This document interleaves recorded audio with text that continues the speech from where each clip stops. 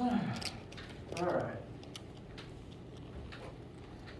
Any questions, comments, concerns before we get started today?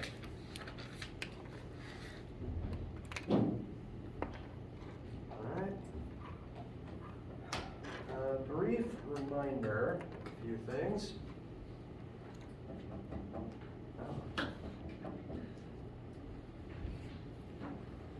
Today is Wednesday 19th, and there will be no lecture Friday the 21st.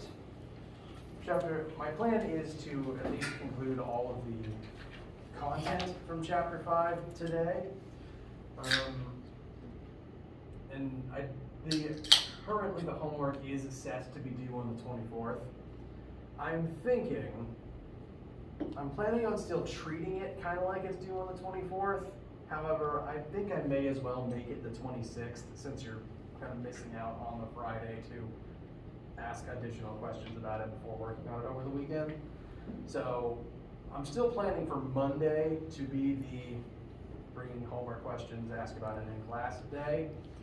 But I'm thinking, just because we are technically missing a day, I will set the due date as the 26th for that reason. You should still treat it like it's due on Monday, just in case, so that we can spend that day addressing it and any follow-up concerns we can talk about on Wednesday. The main focus of next week, though, will be Chapter 6, which is a direct continuation. We'll be comparing energy to momentum next week. For today, we'll begin with kind of a multi-part, multi-concept example to tie a few things together that we've been talking about, and then we will spend the latter half of today's lecture learning about power, which is the rate at which energy is used, the rate at which work is performed.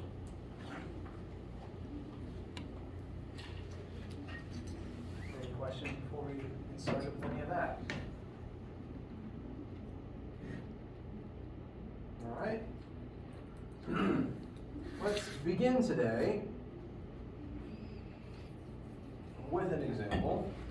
These markers have ink in them.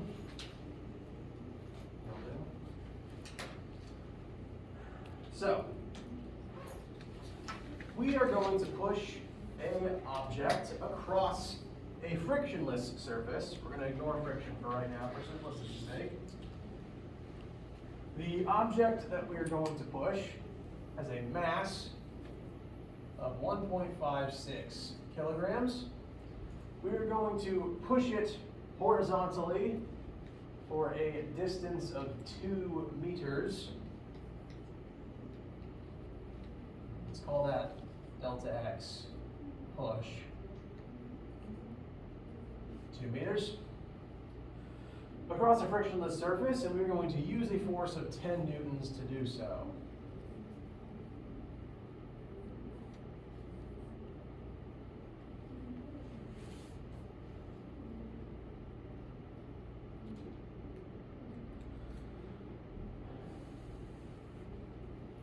Now I'm going to start drawing some pictures.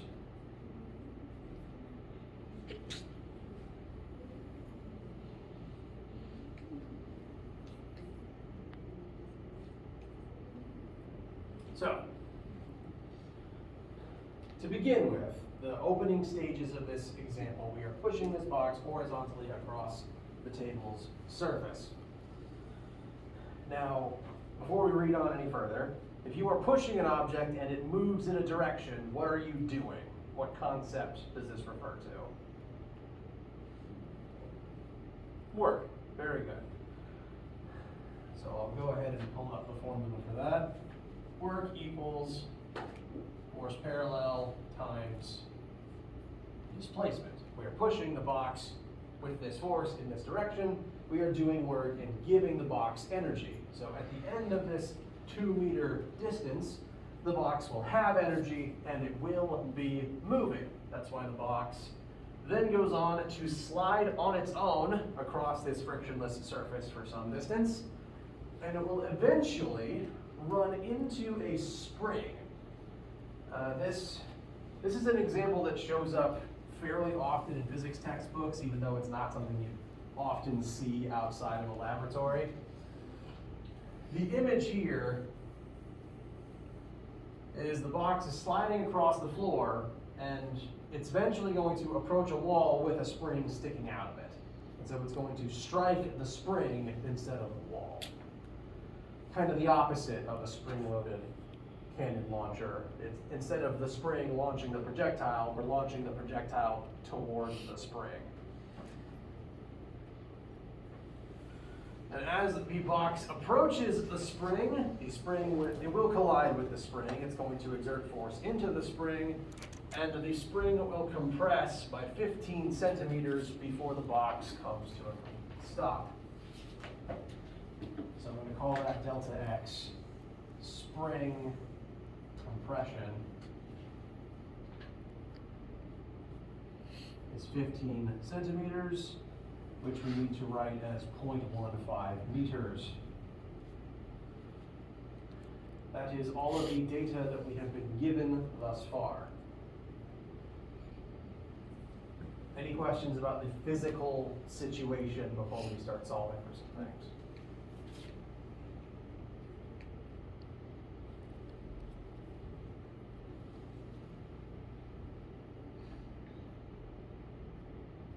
All right. First question, how much work do you perform on the box? I suppose this one's actually two questions. Let's just do the first one for the start. How much work are you doing upon the box in this situation for the 2 meters that you are applying that 10 Newton force to it?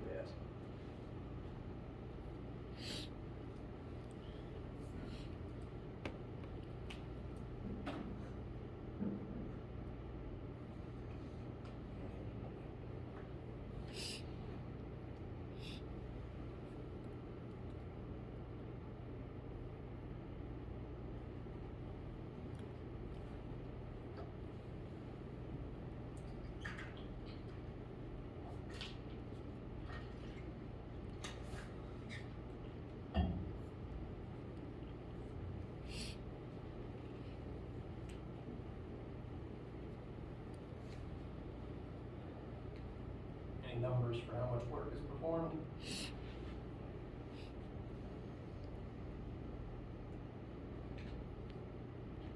All right. So, formula for work is force times displacement. What it's asking is, how much work does you, the human, do as you are pushing the box to speed it up?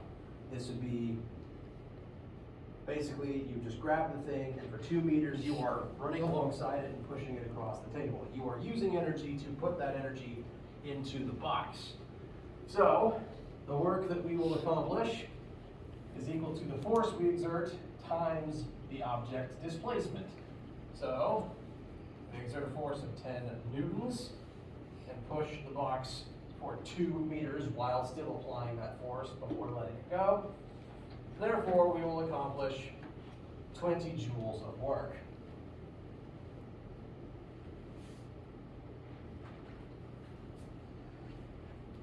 Thus far, the mass of the object hasn't actually mattered. The formula for work is just the force needed times the displacement. Any questions on arriving at that number first? Okay. Now, if we do 20 joules of work on this box, we've given it 20 joules of energy. If the box wasn't moving before we did this, if it was just sitting still, if it had no energy that we can perceive, and you then add 20 joules of energy to it, allowing it to move, then we've just given it 20 joules of kinetic energy. The work that we just did was to give it this much kinetic energy. So the other part of that first question, how much kinetic energy does the block acquire? That's also going to be 20 joules. That was the point of the work that we did, was to give it that much kinetic energy. Yes? Yes. when you do work on anything, the point is to use up energy and usually give it to the object you're doing the work on. When you throw a baseball, you are using up your own energy to give the baseball kinetic energy to let it fly through the air. So in this case, the work done of dragging this box and shoving it across the table was to give it the energy you used in the kinetic form to allow it to move across the table. Typically, whenever you do work, it will either be to give something kinetic energy, if it then has a velocity afterwards, or if you're just lifting it straight up, the work you do would become GPE instead. So, the context of the example of the situation is going to inform where the work goes.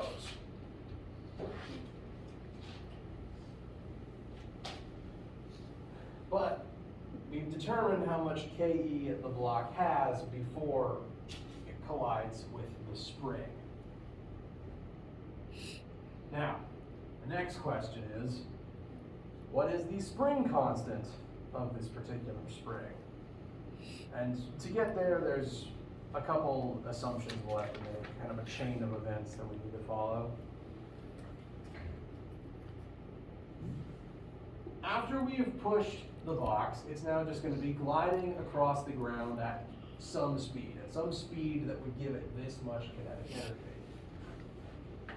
That block, I keep wanting to say box and block at the same time. This box is going to eventually collide with this spring. And when it does so, what's going to happen to the energy in the system as the box collides with the spring and the spring starts compressing? Will it go from kinetic to potential? Correct. Specifically, which form of potential? Elastic potential?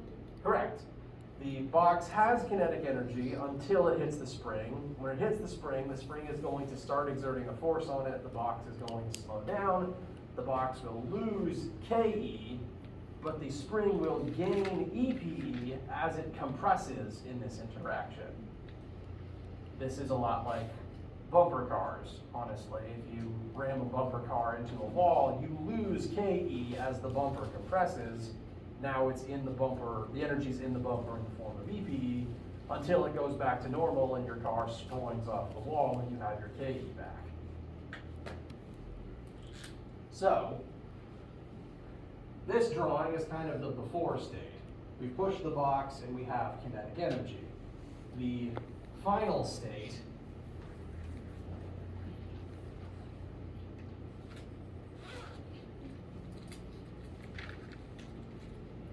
will have the spring compressed somewhat because all of the box's KE has been stored inside the spring as EPE. So, law of conservation of energy.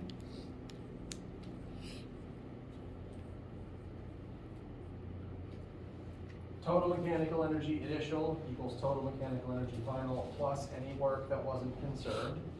Initially, and again we're treating before the spring collision as the initial.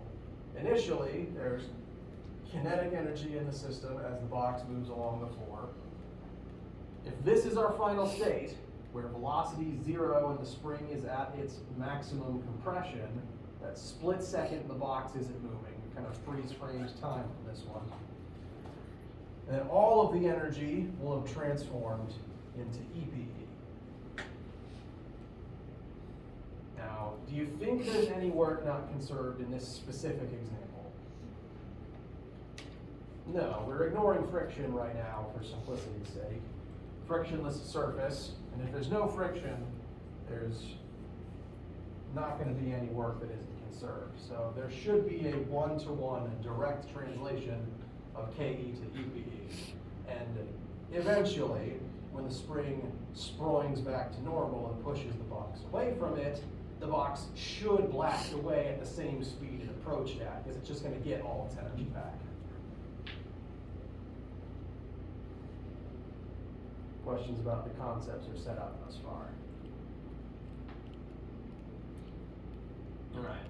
So since KE is going to turn into EPE, we actually don't even necessarily need the formula for KE because we know much KE it has before impact, because we know how much energy we gave it. So we can plug the 20 straight in. And the formula for EPE is 1/2 kx squared. Now that k is the spring constant, that's actually what we've been asked for here. The x is spring compression. So it's not the distance we pushed the box from earlier, this is a different displacement, that is how much the spring was compressed. So you need to put the 15 centimeters in there instead of the 2 meters from earlier. Those are different displacements. So I'll rewrite this as 0.15 squared. Make sure you are only squaring the 0.15 in your work. Order of operations mistakes can happen because your calculator is not all that intelligent.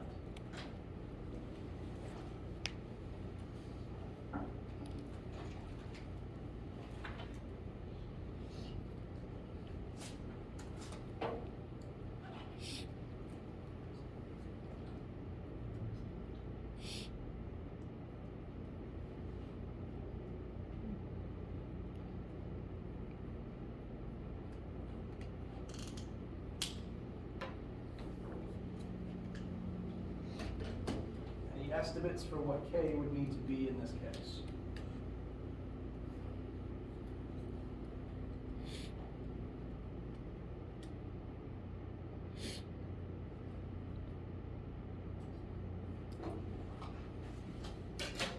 It is a surprisingly big number, if that's why anyone's staring at their calculators. 1,777. Mm-hmm. Yeah, it's going to be 7 repeating. Very good, that is correct. This is a very durable spring. It takes a lot to stretch this one. So it didn't compress very much from this amount of energy being stored in it. So that means it has to have a very high spring constant to store that much energy in a very small amount of compression. And the units for K is newtons per meter, because it represents how many newtons would be needed to stretch it by a total of 1 meter. Yes? So, in the second line, the EPE comes from the spring compressing, Correct. and 1/2 kx squared. Can you explain that formula? Yes. If it helps, sometimes I like to try to label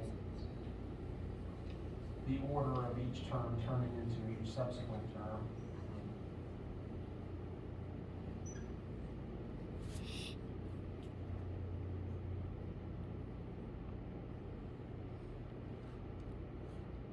So, within this system, if we consider the starting point, the initial point to be boxes gliding across the table, and the final point to be box has hit the spring, it has stopped as the spring is compressed, and all of its energy is now inside of the spring.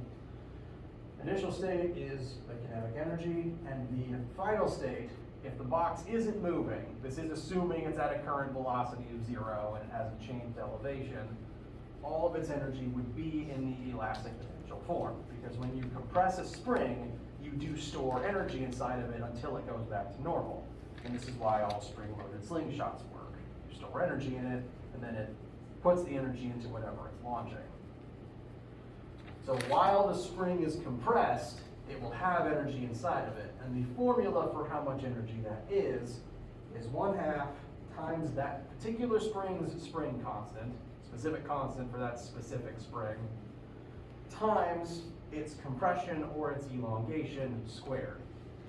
So the more you stretch a spring, either smaller or bigger, the more energy you store inside of it, which is why pulling back further on a slingshot launches faster.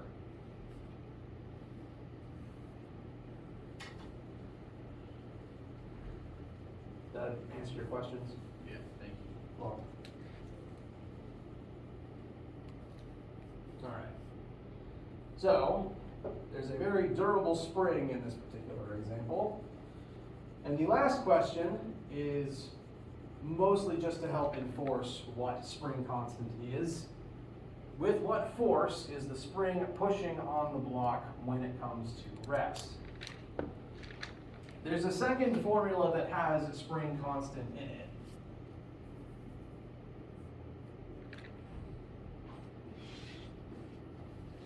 Spring force equals K times X. The definition of spring constant is how much force it takes to stretch a certain spring by a certain distance. So if you rearrange this formula slightly, you get that definition. Spring constant equals force required divided by compression or elongation. You can in turn use this formula to calculate how much force the spring is exerting back as a response to being stretched or compressed. Much like tension in a rope, if you pull outwards on either side of a spring, it's going to pull inwards back on both sides. Where's the spring from the other day? There it is. The more force I pull outwards, the more force it pulls back inwards. And it keeps doing that at each given length until it goes back to normal. This is also true of compression. If I push inwards on the spring, it also exerts force outwards back on me. That technically is no longer tension, that is called compression. You are compressing it and it is fighting back against you, as opposed to putting it under tension and it fighting back. But either way, it's still Newton's third law. It's still fighting against you as a response. And as long as you know spring constant and the magnitude of deformation, you can figure out how much force is needed to change the size of the spring to that degree. And again, as the third law inverse, how much force the spring is exerting back against you for doing that. In general, springs with higher spring constants exert more force when they do this. So if you have a very easy time stretching a particular spring, it has a very low spring constant. I have several springs in this building that you might not actually be able to budge on your own, like the ones used in the shocks in cars. They have very high spring constants because it takes a lot of force to make them move. So,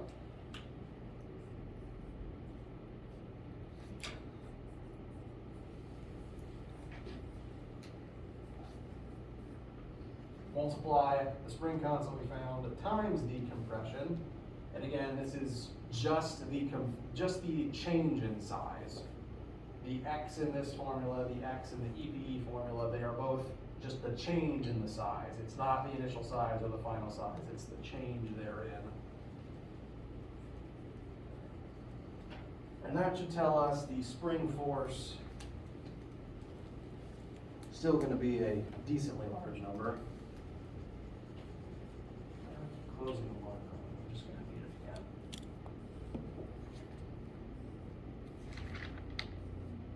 Should be about 266.6 repeating. That's a lot of force, and it should give you the idea that that spring is about to rocket that blocks back away from it at the same speed it approached at. It will keep exerting this much force for as long as it is compressed by this amount.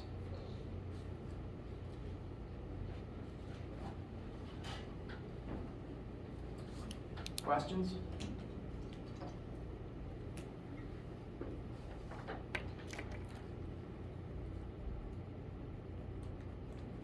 Okay. Well, let's now switch gears and define the last new term of Chapter 5. This is not I'm hoping this still sounds familiar to things you've looked at in the past, and it's not a complicated definition. We've talked about work already, the amount of energy you use up in a process. But technically, the calculation for work has no metric for how fast that task is being performed. Technically speaking, if I shove a box, 100 feet across the ground, I would do so much work in that process based on the force I exert and the distance. And it might take me an hour to do so, honestly, if it's a heavy box and I'm pushing it a very long distance. A car could exert the same force and pull the box the same distance, but it's probably going to do it a lot faster, frankly. But the calculation doesn't care about that. As long as the car is pulling for the same distance and using the same force, it's still going to tell you that it accomplished the same amount of work, even though I did it way slower and way less efficiently. The work formula has no metric for that, but the power formula does. The definition for power is the rate at which work is done, or alternatively, the rate at which energy is used. Literally, you take the work, you divide it by the time it took to accomplish that task, and that tells you the power rating for that particular task or the machine that is doing the task. Gesundheit.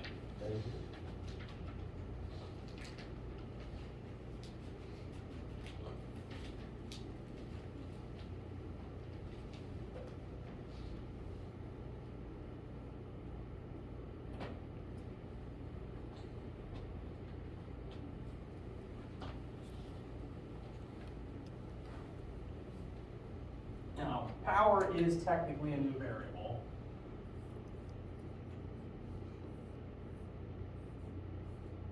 So I'll give you all of the pertinence that I usually do for new variables.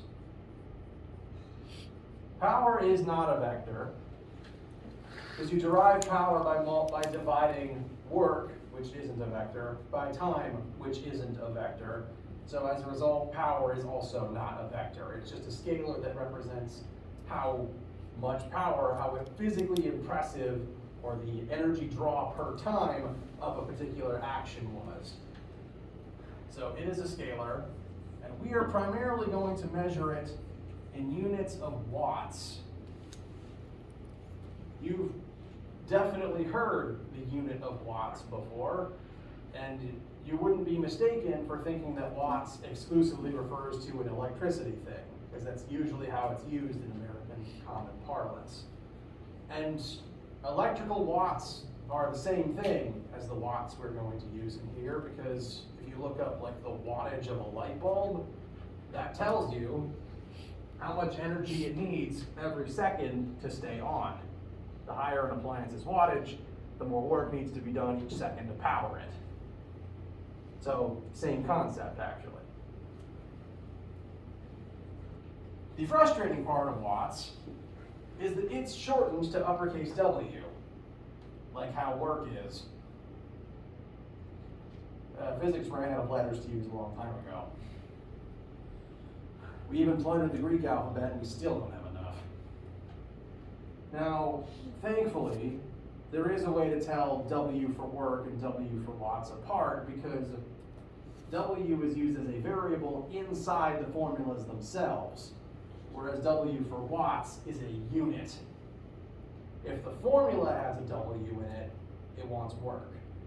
If the W is next to a number as a unit, it means watts. And lastly, 1 watt is equal to 1 joule used in 1 second.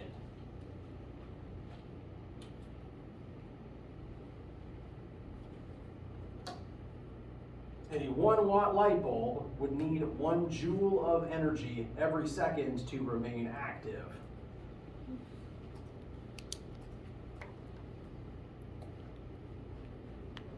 If it doesn't get that much power, it dims and/or just goes out. Technically speaking, humans would also have a wattage requirement, because you need a certain amount of energy every second to remain active and remain awake. If you don't have it, you fall asleep and/or need to eat. There is another unit of power that is used in the United States at least, and I think even car enthusiasts in Europe use this unit as well, and that is horsepowers. The unit of horsepower is quite literally a unit of power. Bless you. It's supposed to be the power output of a horse, and 1 horsepower is approximately 745.7 joules, just to give you the exchange rate. Fun fact though, the horse they used to determine 1 horsepower wasn't like a Mustang or a stallion or even a draft horse. It was a mine pony. A small pony that pulled coal carts in mine shafts, because they were going for torque over speed. So 1 horsepower is really 1 pony power, and all those car commercials are less impressive than they sound. So, power is the rate at which work is done. If you can accomplish the same task faster, then you are more powerful, but you also just burned up your energy a lot faster. This is again why running that's a second reason why running takes it out of you very quickly. You did all the work of walking 10 meters, but in a fraction of the time, so you just don't have the energy a lot faster. You used it up quicker. There is a second formula for power that is convenient to have in your notes. Power can also equal force times velocity. And the interesting thing about this formula is that it is derived directly from the previous one. Power equals work over time. And the formula for work is force over displacement. Sorry, force times displacement, excuse me. So power can be written as force times displacement over time, and displacement over time is velocity.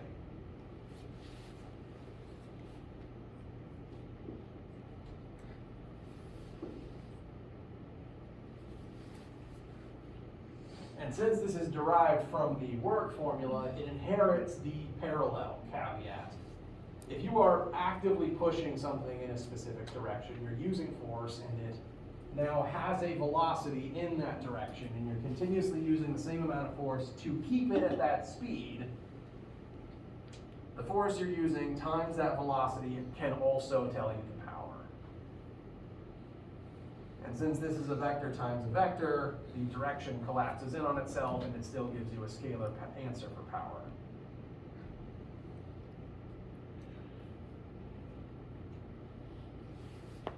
Questions on the concept of power so far?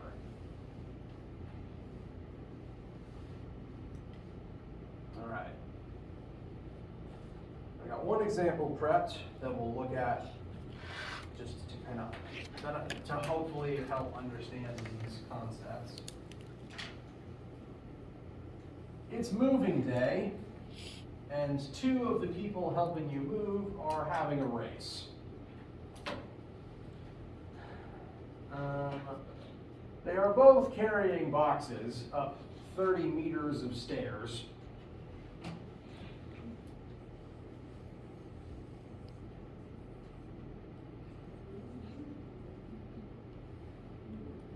And each of your 2 friends is carrying different mass boxes. Person 1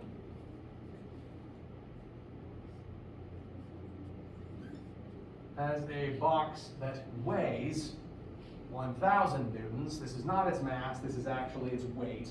We don't have to find the weight, we know the weight this time. And person 2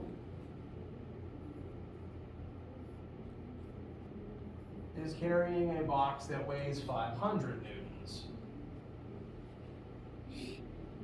They are going to race up the stairs with their packages.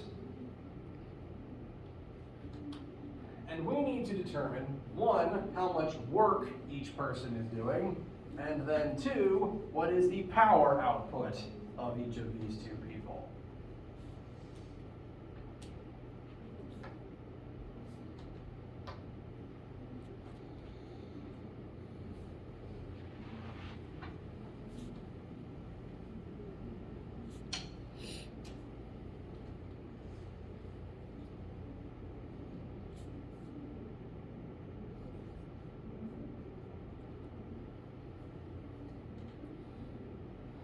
So, for person one's work, this is going to be the energy they need to be able to perform the task of carrying this box vertically up these stairs. We need the force that they exert to lift the box times the displacement of the box. And we're doing work vertically right now. We're fighting against gravity to elevate the boxes. So the displacement, it's not actually going to be delta x, it's going to be delta y, because the point is to elevate the boxes. So the displacement is going to be the 30 meters in the vertical axis. That means we need to know, to keep the force parallel to the displacement, the vertical force required to lift the box. This is why the question told you weight instead of mass. The weight is the vertical force needed to lift the box. So if the box weighs 1,000 newtons, you'd have to use a minimum of 1,000 newtons to lift the thing. So 1,000 newtons is the force, 30 meters is the displacement. They are both upwards in the vertical axis. Everything's parallel. The work formula will work as intended.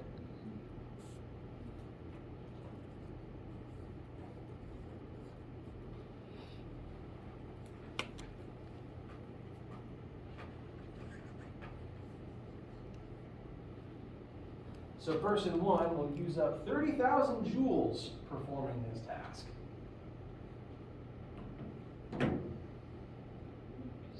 Which is a lot.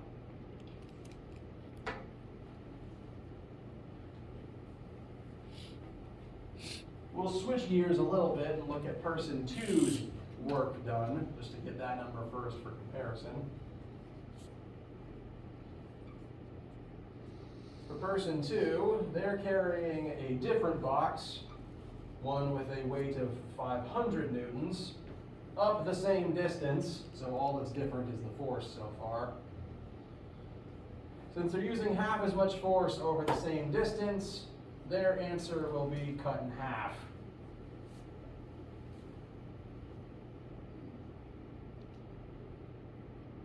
Just in terms of the work done. So, person one used up more energy in this task. Now that's all that work tells us.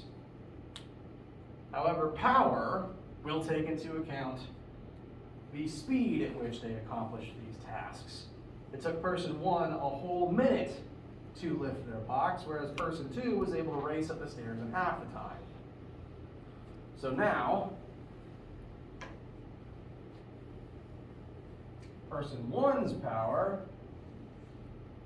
is going to equal their work over their time.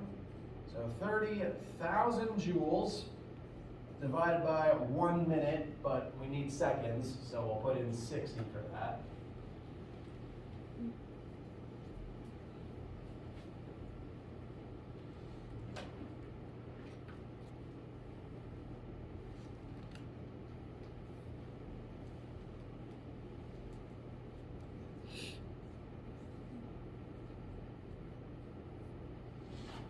Person one's power output is 500 watts, which is about 2/3 of a horse. Sorry, I have a mind pony, if you convert to horsepowers.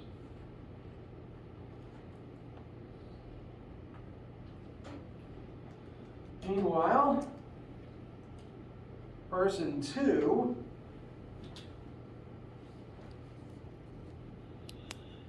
their work over their time is going to be 15,000 over 30 seconds instead of 60. And guess what answer that's going to give us?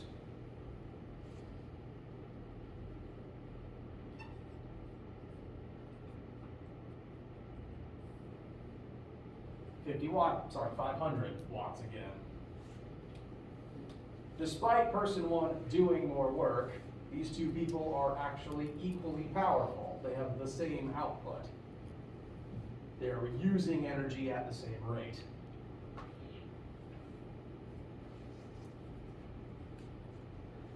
This should hopefully show that neither force nor speed is the ultimate determination for how powerful a specific person or machine is. They work together in concert.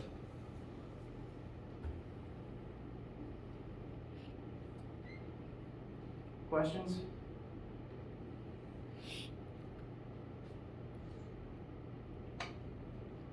Okay. In the past, when I was teaching various high school and middle school students at various levels, an experiment that I would do with them from time to time is basically have them in safe conditions, and only if they volunteered to, undergo a similar experiment where they would run up a certain flight of stairs. As long as you know your own weight, which would be the force you need to elevate yourself, and you know the vertical height of the stairs, you can figure out the work needed to run up the stairs and your power output accordingly, as long as you time yourself in doing so. And so with those students, I would, if they volunteered to, they would calculate how powerful they are and then figure out how many horsepowers they have. I'm pretty sure some of the athletes got to about 1 whole horsepower, which they found amusing at least.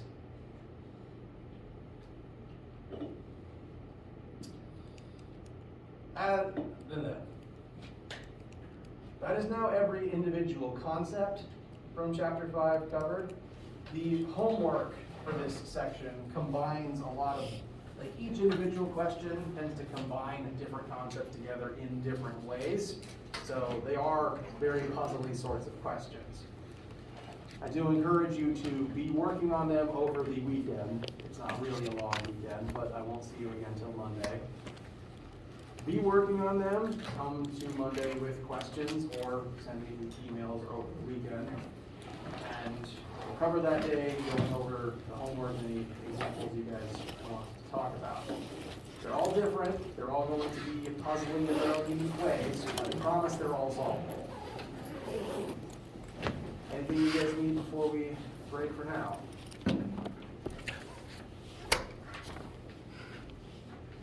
Okay. In that case, I will see you either for lab today or for lecture Monday. Have a wonderful